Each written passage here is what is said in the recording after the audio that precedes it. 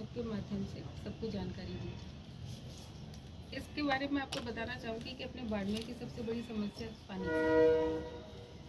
तो उसमें सबसे पहले अमृत 2 योजना के तहत बाड़मेर शहर के लिए अपनी ये स्कीम थी 45 करोड़। इसके अंदर 30 ट्यूबवेल भाटका के अंदर स्वीकृत हुए, एक वाटर रिजर्वायर और पाइपलाइन और 7 ओवरहेड टैंक्स। तो ये सारी समस्या थी बाड़मेर शहर की पानी की समस्या को दूर करने के लिए। इसका काम शुरू हो गया। आने वाले समय में आप देखेंगे जब नहरबंदी होती है और पानी की समस्या होती है तो आने वाले समय में वो समस्या बाड़मेर शहर में नहीं होगी। डीएमएफटी की मीटिंग अभी आपको सबको पता है कुछ समय पहले हुई थी।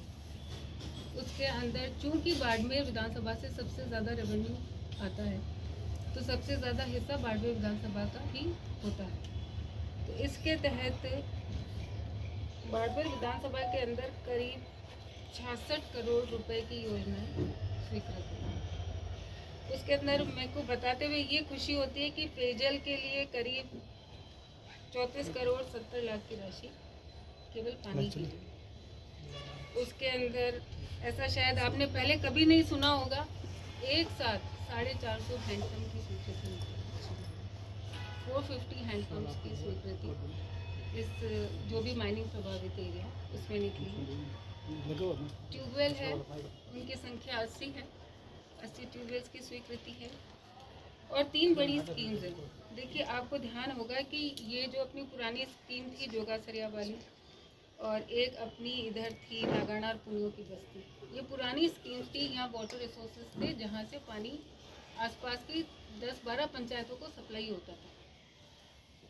बहुत सारी योजनाएं आई लेकिन फिर भी कवास, काऊखेड़ा, बांद्रा, आदर्श डूंडा, भूटिया, मातासर यहाँ पर आज दिन तक पानी नहीं पहुँच पा रहा। आ रहा भी है तो बहुत सारी समस्याएं हैं, कहीं प्रेशर नहीं है, कहीं इलीगल कनेक्शंस हो गए, कहीं जेजेम का काम पूरा नहीं हुआ।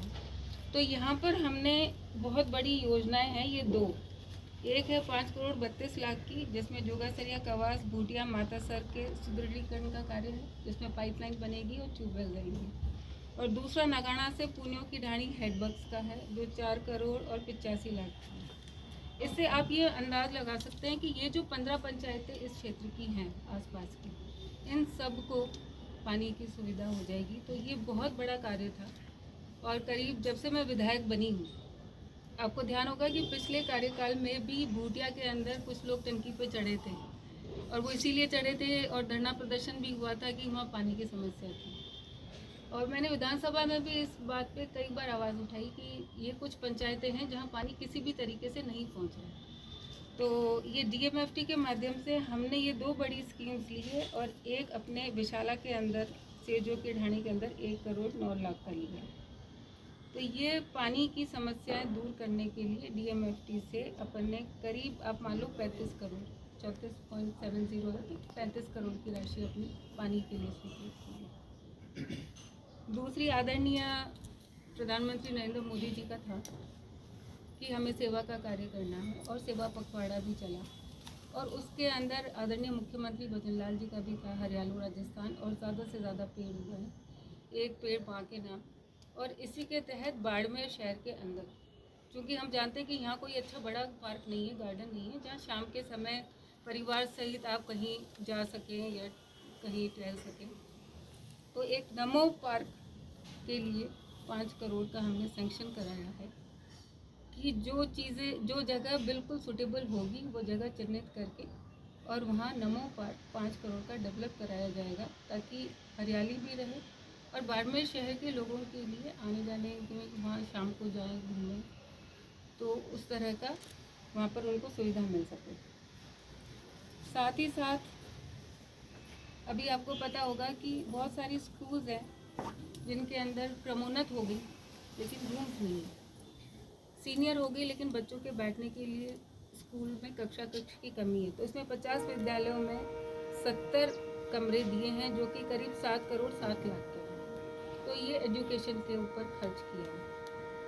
और इसी के साथ साथ अभी सरकार की तरफ से भी मैं धन्यवाद देना चाहूँगी कि जो हादसा हुआ था, एक दुखद हादसा हुआ स्कूल का, कुछ बच्चों चले गए, तो उसमें जब विभागीय जांच करवाई गई कि भाई आप जांच करके भेजिए कि कौन सी किस हालत में है, जर्जर स्थिति में कितनी है।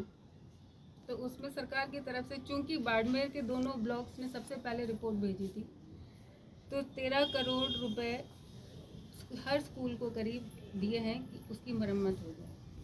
तो एक्स्ट्रा रूम्स भी बन रहे हैं, ये तो डीएमएफटी से है। मेरा जो एमएलए लेड है उससे भी स्कूल्स के अंदर जहाँ आवश्यकता है 1 रूम 2 रूम मैंने बहुत सारी स्कूल्स में दिए हैं और दे रही हूँ। आप चाहेंगे तो मैं पूरी लिस्ट उसकी अवेलेबल करा दूँगी।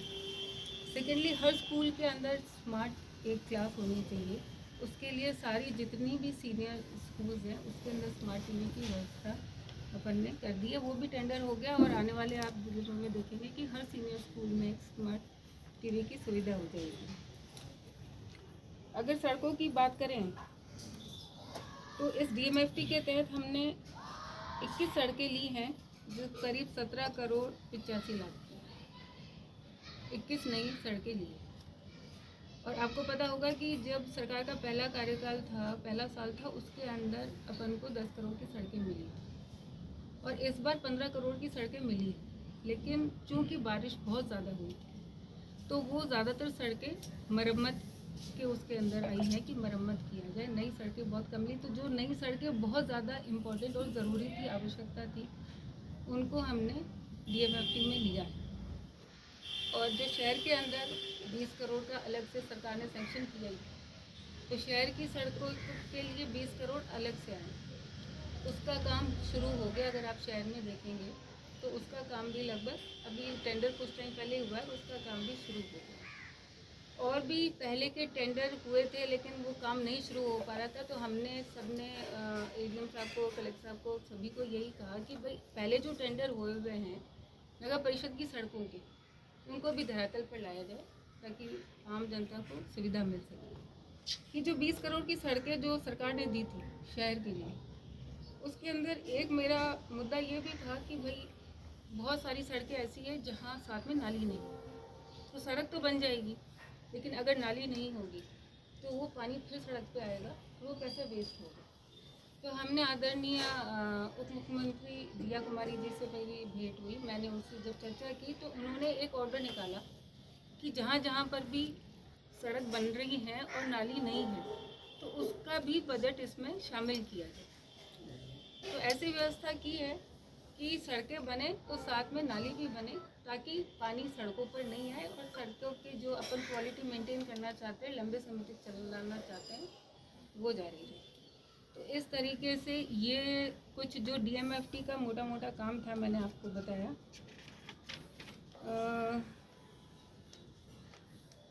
बाकी और भी बहुत सारे काम है, लिस्ट बहुत लंबी है क्योंकि सरकार ने बाद में हम सभी को ये था कि निर्दलीय विधायक है, पता नहीं सरकार कितना साथ देगी और बाद में विधानसभा का कितना काम होगा नहीं होगा। लेकिन मैं धन्यवाद देना चाहूँगी मुख्यमंत्री जी को, पूरी सरकार को, कि उन्होंने बाड़मेर विधानसभा के साथ पक्षपात नहीं किया। बहुत सारे काम थे, जैसे आपके पीजी कॉलेज के अंदर हिंदी सब्जेक्ट में पीजी स्टार्ट करना एक बहुत बड़ा अचीवमेंट था जो 15 साल से यहाँ के बच्चों की, युवाओं की डिमांड थी और नहीं हो पा रहा है। आने वाले समय के अंदर जो अपनी बाकी डिमांड्स है, मेरा पूरा प्रयास है। एक आपको अटल पथ का ध्यान होगा कि अटल पथ एक बहुत बड़ी योजना सरकार की आई थी, सीसी सड़क बनने की, 3 किलोमीटर उसकी लेंथ थी। उसके अंदर अपना सीवरेज का काम बाड़मेर शहर का चल रहा है। उसमें 1800 मीटर के अंदर सीवरेज स्वीकृत थी, अप्रूव थी, जो अभी सीवरेज का काम चल रहा है उसमें, और 1100 मीटर में सीवरेज अप्रूव नहीं थी।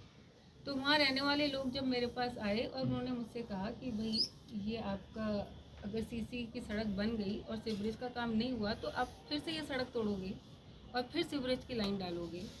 तो जब ये विषय हमारे सामने आया तो हम मंत्री जी से मिले, आदरणीय मुख्यमंत्री जी से मिले, खर्रा जी और बजनलाल जी से मिले। तो उनके सामने मैं विषय लेकर गई तो उन्होंने हमारा जो ये काम 2 महीने डिले हुआ इसीलिए हुआ कि वो 1100 मीटर जो अप्रूव नहीं था सीवरेज, उसको अप्रूव कराया। मैं धन्यवाद देती हूँ, उन्होंने 60 लाख रुपए एक्स्ट्रा 1100 मीटर सीवरेज का वो सैंक्शन किया है। अब वो सीवरेज का काम होगा और ऊपर सीसी सड़क बनेगी। तो इसीलिए ये डिले हुआ कि ये बार बार तोड़ना नहीं पड़े कि एक बार बना दिया फिर क्या नहीं, अब सीवरेज का काम आएगा फिर सीसी तोड़ो, फिर वो सीसी दोबारा कब बनेगी। तो ऐसी कुछ समस्या थी, इस वजह से वो थोड़ा डिले हुआ। आने वाले समय में मेरी पूरा प्रयास है कि ये जो कुछ मुख्य सड़कें, क्योंकि शहर की सड़कें ठीक हो जाएगी, ग्रामीण के अंदर रिपेयर हो रही है, उसमें भी बजट आ रहा है, नेक्स्ट बजट में और मिल जाएगी। लेकिन ये जो हमारी कुछ 3 सड़कें इस वाले रेलवे लाइन के उधर की है, बाड़मेर ग्रामीण पंचायत की अगर बात करें, जहाँ से बहुत सारे लोगों का आवागमन होता है, अगर उसकी स्थिति देखें तो कहीं पर केवल अर्थवर्क का टेंडर हुआ है, डांबर का हुआ ही नहीं है, कहीं डांबर का हुआ है तो काम नहीं हुआ, तो बहुत सारी अड़चनें हैं।